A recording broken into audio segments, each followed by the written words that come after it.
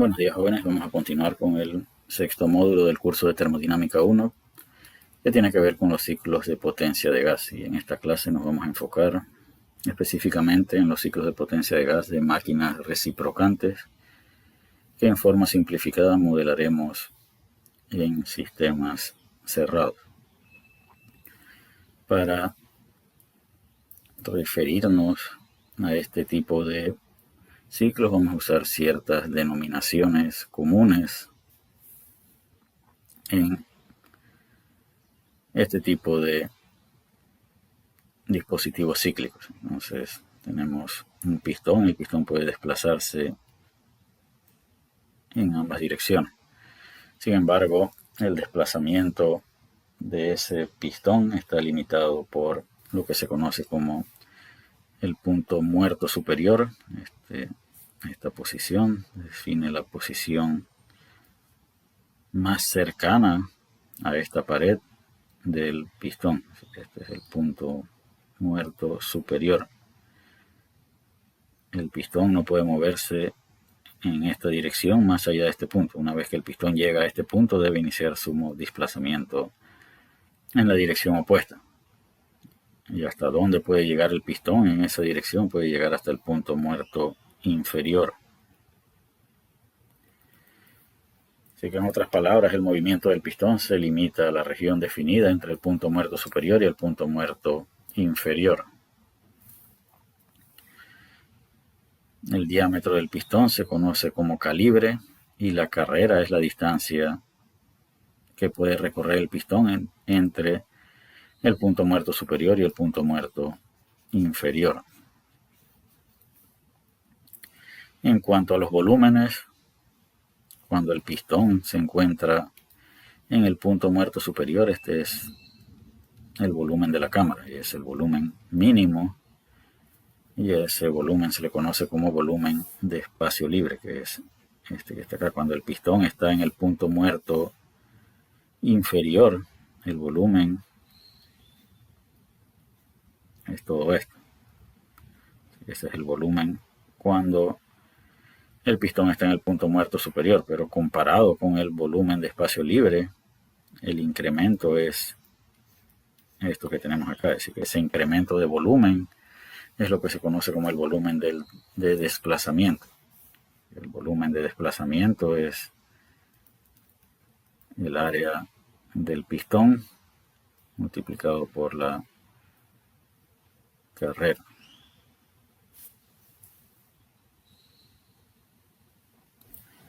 Y ese incremento de volumen tendrá que ver con la cantidad de fluido que pueda ser absorbida a través de la válvula de admisión. Así que tenemos dos válvulas.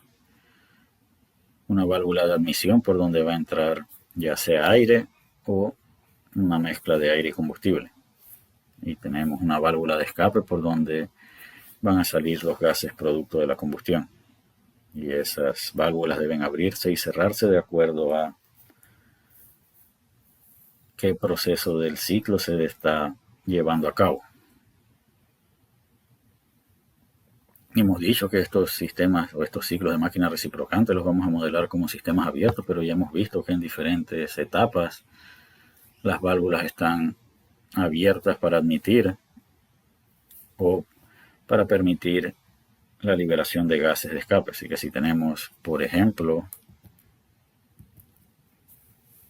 la válvula de admisión abierta, el pistón va a estar moviéndose en esta dirección y va a estar succionando ya sea aire o mezcla de aire y combustible.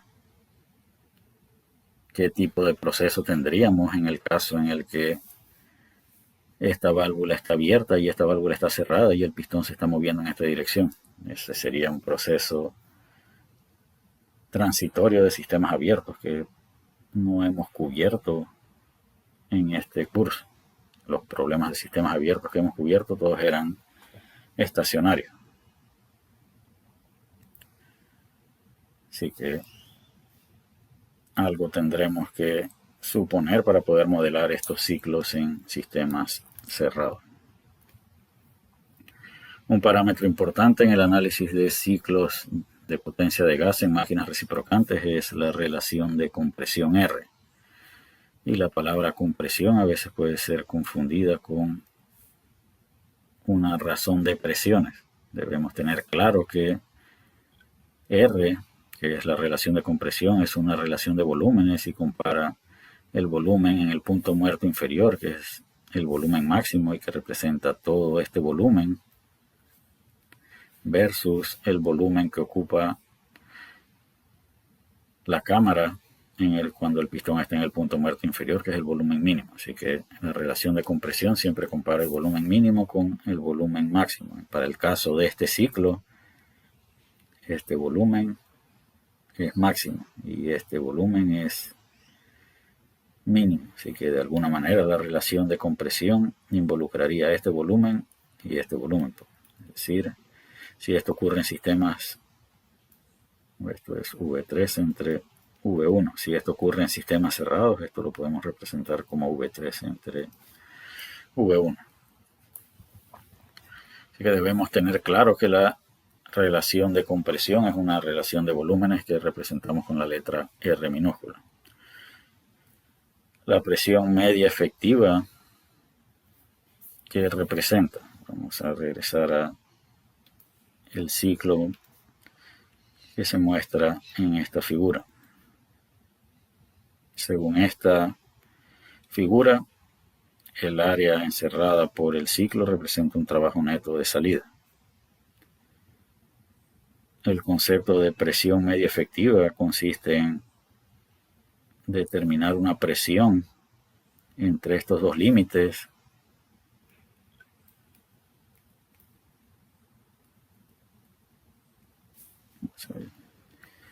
usar la nomenclatura que aparece acá, la presión media efectiva multiplicada por la diferencia entre el volumen máximo y el volumen mínimo igual al trabajo neto. Eso que significa que queremos buscar una presión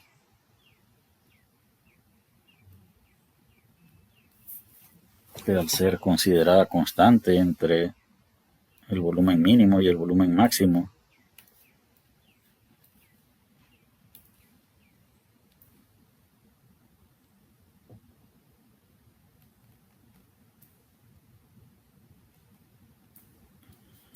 el área obtenida es igual al área de este trabajo.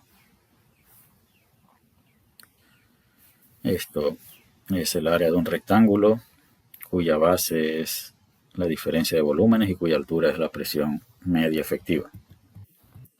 Es lo que obtenemos aquí.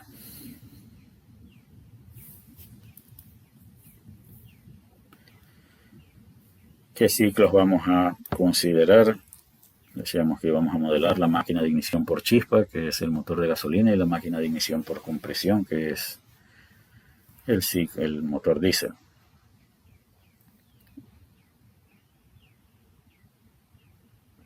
Ambos ciclos involucran un proceso de combustión que mencionábamos íbamos a sustituir por un proceso de adición de calor. Ambos motores requieren que los gases de escape sean liberados al ambiente y eso lo vamos a sustituir por un proceso de rechazo de calor. Así que vamos a aplicar las suposiciones de aire estándar para representar este motor en forma simplificada, y el ciclo simplificado para modelar el motor de gasolina es el ciclo Otto, y el ciclo simplificado para modelar la máquina de ignición por compresión es el ciclo diésel. El ciclo dual existe la posibilidad de que yo no lo cubra para ahorrar tiempo y tener la oportunidad de cubrir el material de los próximos módulos, pero el ciclo dual constituye en combinar el ciclo Otto y el ciclo diésel o combinar los procesos de adición de calor de estos dos ciclos. Como mencionábamos, vamos a utilizar las suposiciones de aire estándar y vamos a suponer que todos los procesos ocurren en sistemas cerrados. Es decir, no hay entrada de masa ni salida de masa, por lo tanto, no vamos a considerar el movimiento o la apertura y cierre de las válvulas. La máquina de ignición por chispa o el motor de gasolina de 4 tiempos consta de 4 procesos. Proceso en el que dentro de la cámara hay aire y combustible. Tenemos el pistón en el punto muerto inferior desplazándose en esta dirección, es decir, estamos reduciendo el volumen de la cámara mientras las dos válvulas están cerradas. Al llegar a cierta posición, se activa la chispa que potencia la reacción de combustión. Y es en ese momento el pistón se mueve hacia abajo. Esto constituye lo que le llaman la carrera de trabajo o la carrera de potencia. Aquí hay trabajo de entrada, aquí hay trabajo de salida, producto de la reacción química del aire y el combustible. Así que el pistón se mueve en esta dirección. Una vez que el pistón llega al punto muerto inferior, necesita moverse nuevamente hacia arriba. Y ahora, ¿qué tenemos acá? Acá tenemos productos de la combustión que necesitamos liberarlos. Por lo tanto, acá la válvula de escape está abierta y al moverse el pistón en esta dirección empuja los gases de escape hacia el ambiente. Una vez que el pistón llega al punto muerto superior, necesitamos repetir el ciclo, es decir, necesitamos volver a cargar aire y combustible, así que cerramos la válvula de escape y se abre la válvula de admisión, y al moverse el pistón en esta dirección succionará mezcla de aire y combustible. Estos son la trayectoria de los procesos de esta máquina de ignición por chispa de 4 tiempos. Esta es la carrera de compresión, proceso de combustión, carrera de potencia, escape y succión. En esta animación se puede observar los 4 procesos de este motor de 4 tiempos: compresión, carrera de potencia y la apertura y cierre de ambas válvulas.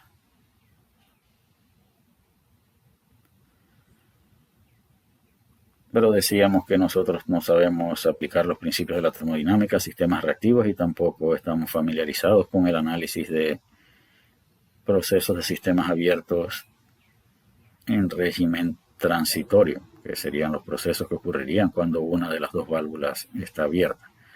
Cuando las válvulas están cerradas, podemos suponer que el contenido dentro del sistema de pistón y cilindro se ajusta a la suposición de sistema cerrado, pero cuando una de las válvulas está abierta, no hay manera de que supongamos que el sistema es cerrado. Entonces, vamos a ver en qué consiste el ciclo Otto. El ciclo Otto va a constar de 4 procesos, igual que la máquina de ignición por chispa de 4 tiempos. Un proceso de compresión adiabático en el que el pistón se mueve hacia arriba, disminuyendo el volumen de la cámara, pero en vez de tener aire y combustible, vamos a suponer que solamente tenemos aire. Al llegar al punto muerto superior, se completa este proceso, que está representado de esta manera en el diagrama temperatura-entropía y de esta manera en el diagrama presión-volumen específico. Esto que está acá representa el trabajo de 1 a 2. De entre las suposiciones de aire estándar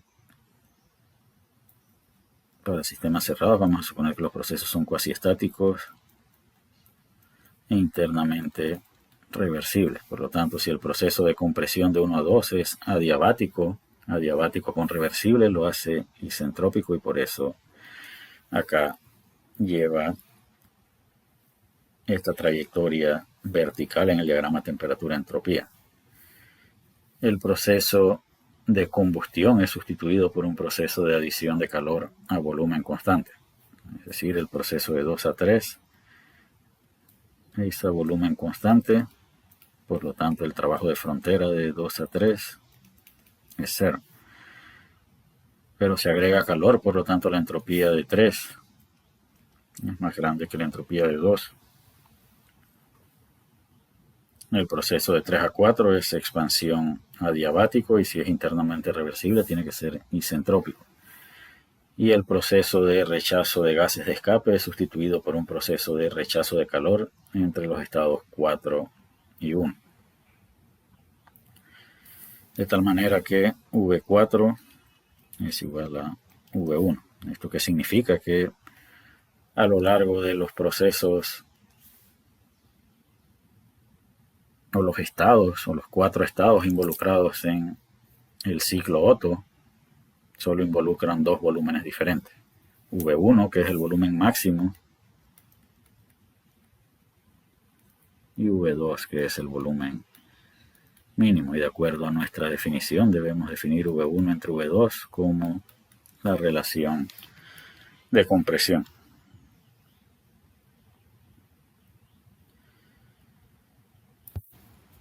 Tanto en el proceso de adición de calor como en el proceso de rechazo de calor, el volumen permanece constante, por lo tanto, decíamos que V de W de 2 a 3 era 0 y el W de 4 a 1 también es 0, pues no hay cambios de volumen.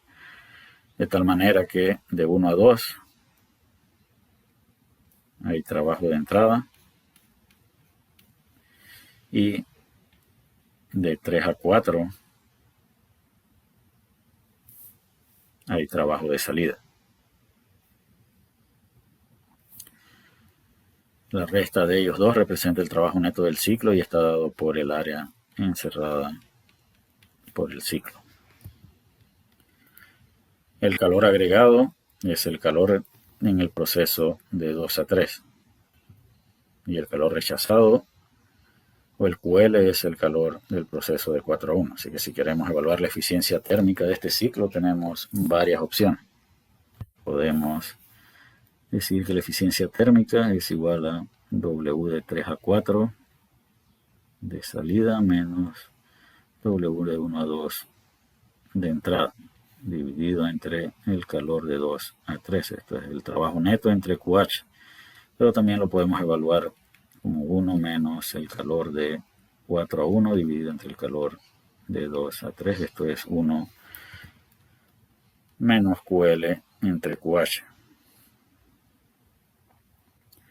Para analizar cada uno de los procesos del ciclo Otto, debemos aplicar la ecuación de balance de energía. La ecuación de balance de energía para sistemas cerrados dice que el cambio de energía del sistema es igual al calor neto de entrada menos el trabajo neto de salida. Si suponemos que el sistema está en reposo, el cambio en la energía del sistema se reduce al cambio en energía interna. Si los procesos son cuasi estáticos, todo el contenido va a estar a una sola energía interna específica en cada instante. Así que por unidad de masa, el cambio en energía interna específica es U final menos U inicial. El trabajo, la interacción de trabajo que debemos considerar es el trabajo de frontera y por eso decíamos que de 2 a 3 y de 4 a 1 no había trabajo, pues el volumen permanece constante. Así que todos los procesos del ciclo Otto van a iniciar con esta ecuación de balance de energía que simplificaremos de acuerdo a las características del proceso. A se refiere al estado inicial del proceso y el estado B se refiere al estado final. Por ejemplo, en el proceso de 1 a 2, A es 1 y B es 2. Y el que sería 0 en el proceso de 1 a 2 es el calor, pues decimos que el proceso de compresión es adiabático. Así que aplicando la ecuación de balance de energía para ese proceso, el calor es 0 y la ecuación de balance de energía se reduce a U2 menos U1 es igual a menos el trabajo de salida de 1 a 2. Como podemos ver aquí, la temperatura aumenta, por lo tanto U2 debe ser mayor a U1. La energía interna específica de los gases ideales depende únicamente de la temperatura. Por lo tanto, este resultado es un resultado positivo y este trabajo de salida tiene que ser negativo. Y eso hace que de 1 a 2 haya trabajo de entrada.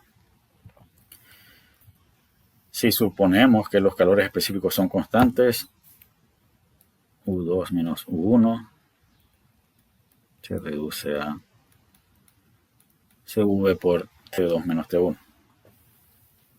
Si aplicamos las suposiciones de aire frío estándar, este calor específico debe ser evaluado a la temperatura ambiente o a 25 grados Celsius. Si suponemos que T1 es conocido, que P1 es conocido y que R es conocido,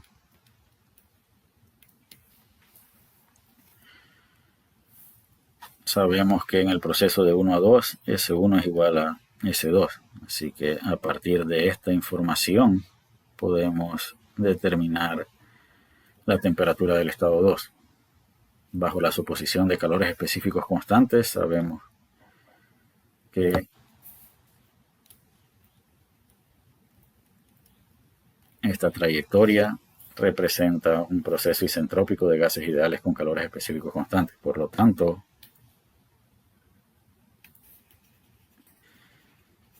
las propiedades del estado 2 pueden ser relacionadas con las propiedades del estado 1 a partir de esa expresión donde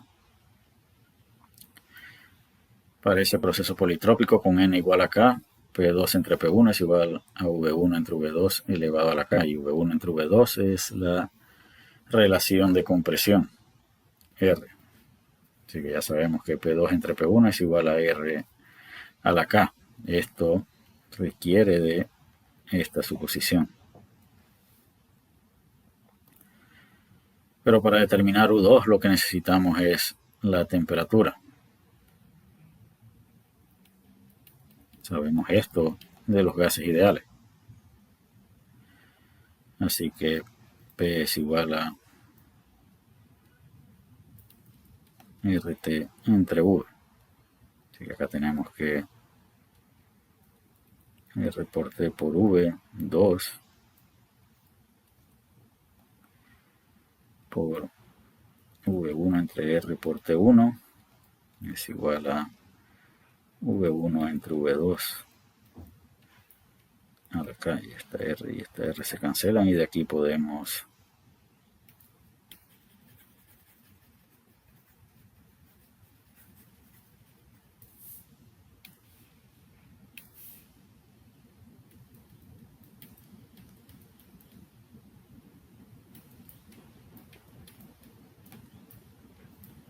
llegar a esta conclusión, donde esto que está dentro del paréntesis y elevado a la K menos 1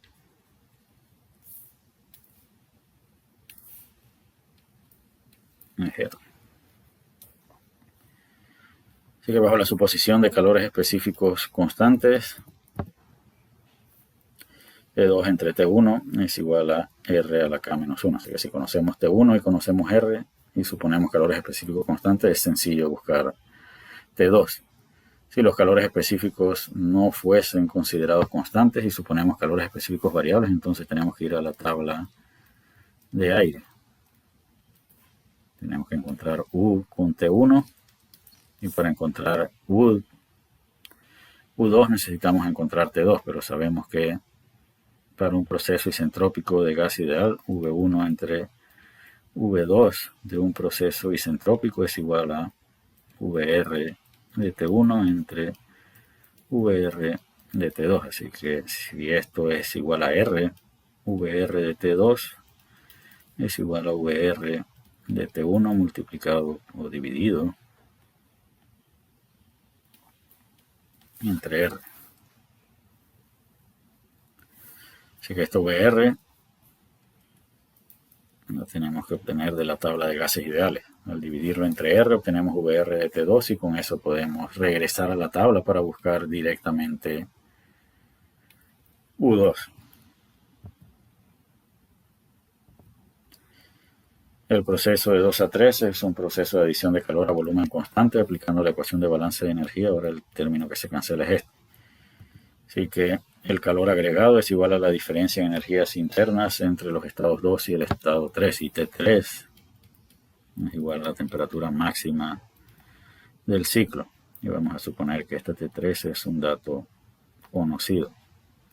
Así que T2 ya lo hemos obtenido del análisis del proceso de 1 a 2 y T3 es la temperatura máxima. Podemos determinar el QH. Esto es el QH de este ciclo.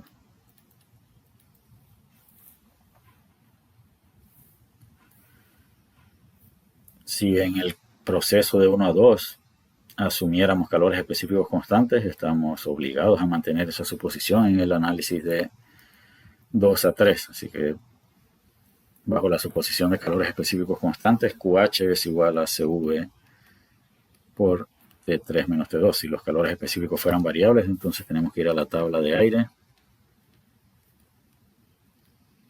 con T3 para determinar U3.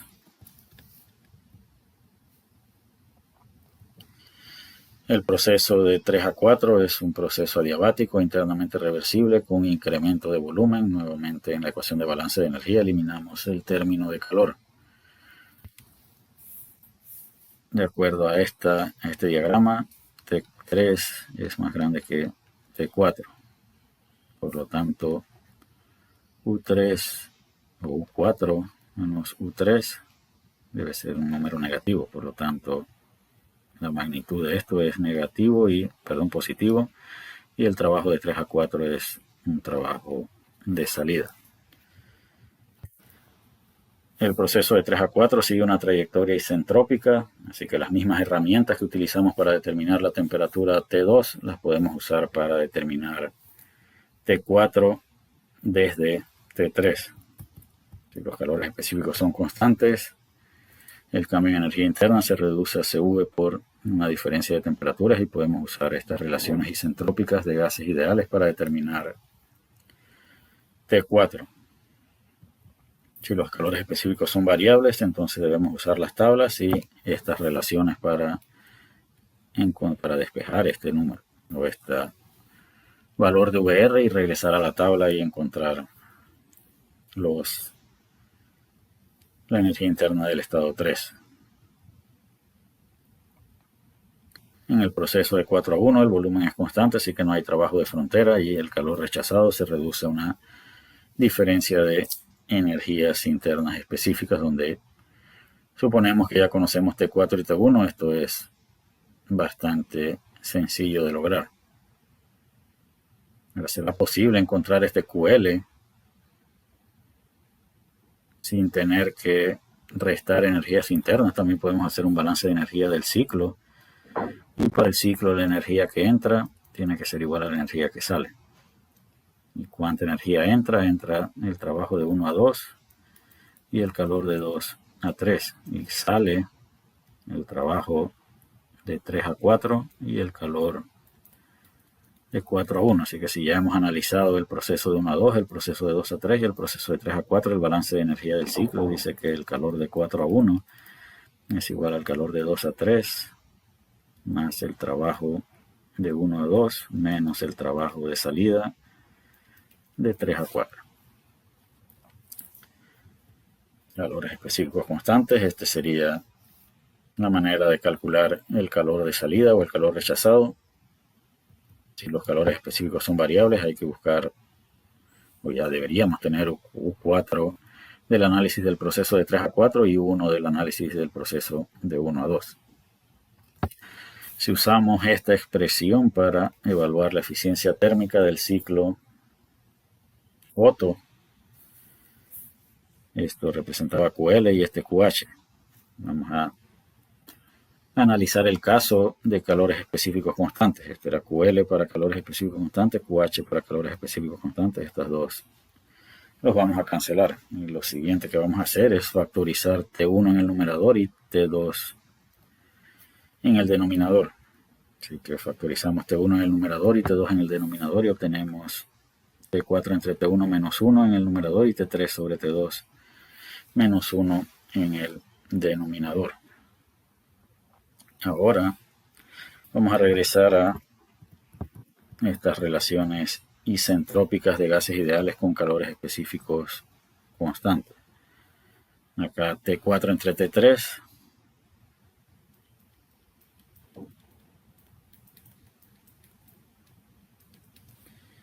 Y cuando analizábamos el proceso de 1 a 2 decíamos que T1 entre T2 o T2 entre T1 era igual a R a la K menos 1. Es decir, ya podemos decir también que T1 entre T2 es igual a 1 entre R a la K menos 1. Y vamos a llevar esto a la siguiente diapositiva, donde estamos analizando este caso. Así que habíamos dicho que T1 entre T2 era igual a 1 entre R a la K menos 1. Y T4 entre T3 también era igual a R o 1 entre R a la K menos 1. Así que esto que está aquí debe ser igual a esto que está acá. Por lo tanto,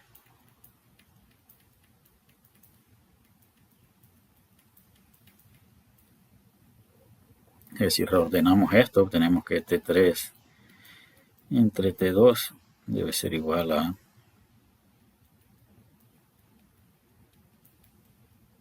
T4 entre T1. ¿Eso qué significa? Que el argumento dentro de este paréntesis debe ser igual al argumento dentro de este otro paréntesis. Y esto se simplifica. Y de aquí obtenemos entonces que la eficiencia térmica de un ciclo Otto con calores específicos constantes se reduce a 1 menos T1 entre T2. Y vamos a hacer varias preguntas aquí. Para este ciclo Otto, en función de las temperaturas de los estados, ¿cuál es la temperatura mínima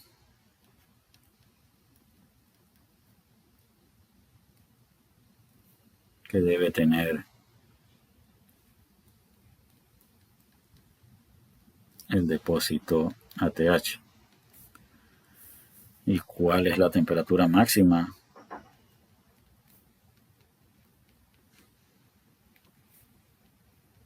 que puede tener el depósito ATL? Y en base a la respuesta de esas dos preguntas,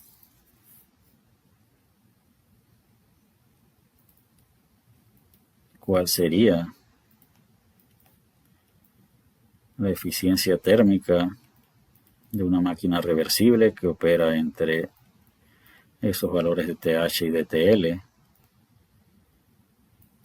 que que responden a estas dos preguntas? Y el estudiante debe comparar ese resultado con este resultado.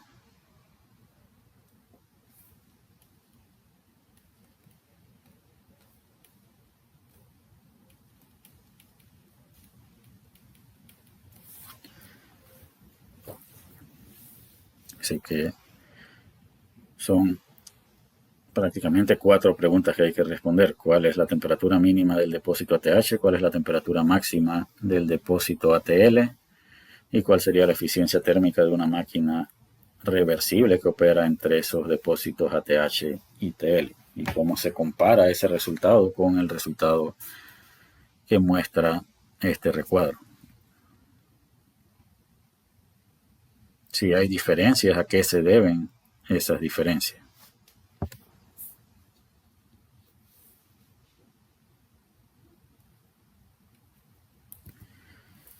Sabemos que T2 entre T1 es igual a R a la K menos 1 y el resultado más importante que vamos a obtener de este análisis del ciclo Otto es que la eficiencia térmica de un ciclo Otto con calores específicos constantes es función únicamente de la razón de calores específicos K y de la relación de compresión. Y de acuerdo a esta expresión, si R aumenta, este término que se lo tenemos que restar a 1 se hace más pequeño, por lo tanto la eficiencia térmica también aumenta, y eso es mostrado en esta gráfica. Si K aumenta, también aumenta la eficiencia del ciclo Otto. Y esta pregunta va de la mano con las preguntas que hacíamos hace unos minutos con respecto a las temperaturas de los depósitos. ¿Será posible que la eficiencia del ciclo Otto ideal sea igual a la eficiencia térmica del ciclo de Carnot? El estudiante, en base a las preguntas planteadas, debe ser capaz de responder y justificar su respuesta a esta otra pregunta. El otro aspecto que queremos resaltar de esta gráfica es este rango de razones de presión. Según esta ecuación, entre más grande sea R, más grande es la eficiencia. Sin embargo, esta figura sugiere que de aquí para acá no se utiliza, solo se utiliza este rango de razones de presión. Y la justificación de que ese rango sea limitado está en el hecho de que en el ciclo o en la máquina de ignición por chispa, cuando el pistón se mueve en esta dirección con las válvulas cerradas, aquí hay aire y combustible. Y al incrementar o al disminuir el volumen, debemos esperar que la temperatura aumente. Y en la máquina de ignición por chispa, lo que se espera es que sea la chispa la que inicie el proceso de combustión. Si la reducción de volumen es tal que la temperatura hace que la velocidad de reacción se acelere significativamente, la mezcla de aire y combustible iniciará su proceso de combustión antes de que la chispa lo potencie, y eso no es lo que se desea en un motor de gasolina. Repito, lo que se desea es que la chispa sea quien acelere la velocidad del proceso de combustión o que potencie el proceso de combustión. Por eso, en el motor de gasolina, el rango de razones de compresión es limitado y no debe superar, de acuerdo a esta figura, un valor de 10. Y con eso vamos a concluir esta segunda clase del sexto módulo del curso de termodinámica 1. En la próxima clase vamos a analizar el ciclo diésel e iniciaremos el análisis de la turbina de gas a través de su ciclo simplificado, que es el ciclo Brayton. Así que hasta la próxima, jóvenes.